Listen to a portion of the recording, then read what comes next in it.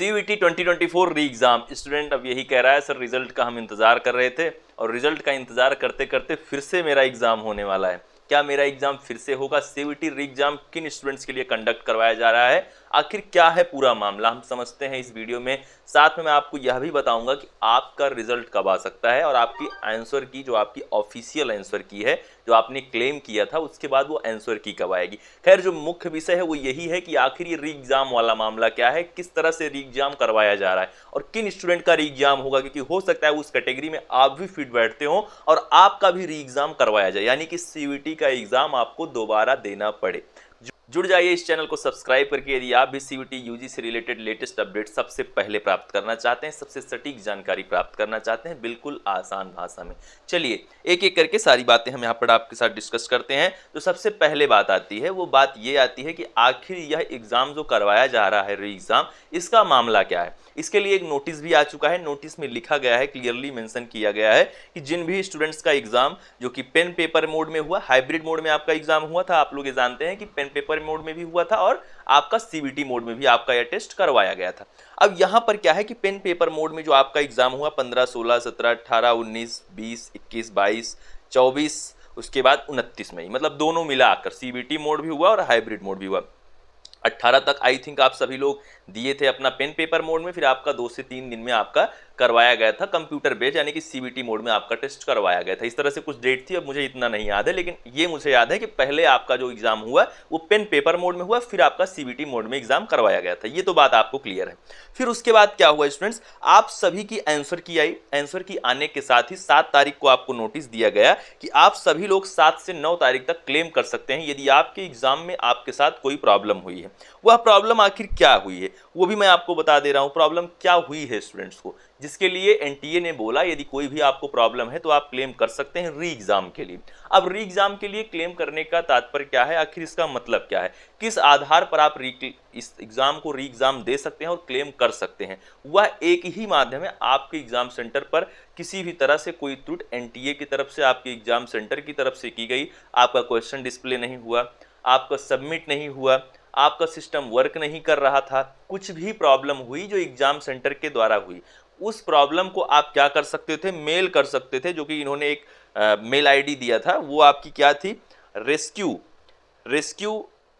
TUG, यानी कि आपकी RESCUTUG@NTA.AC.in मेल में आपको दे दूंगा, उससे कोई मतलब रह नहीं गया है, क्लेम हो चुका है। तो जिन स्टूडेंट्स ने इस पर अपनी रिक्वेस्ट डाली थी, इसके लिए मैंने एक वीडियो भी दिया था, उसमें मैंने आपको बताया था। तो जिन स्टूडेंट्स ने इस पर मेल डाला था 7 से 9 तारीख के बीच में, कोई भी प्रॉब्लम उनको हुई थी एग्जाम सेंटर पे, उनका एग्जाम सही से नहीं हो पाया था, किसी भी तरह से अव्यवस्था हुई, तो वो सभी लोग इस मेल ID पर अपना रीजन दे सकते थे। रीजन देने के बाद उसको रिव्यू किया गया, मतलब NTA टीम के द्वारा रिव्यू किया गया और वहां पर रिव्यू करने के बाद यह निर्धारित किया गया कि किसका एग्जाम करवाना है फिर से। तो वो चीज क्या है, अब कैसे क्लियर होगी कि आप इस कैटेगरी में आते हैं कि नहीं आते हैं। इसके लिए आप अपनी मेल ID चेक करें जिस पर आपने अपना फॉर्म फिलअप किया था।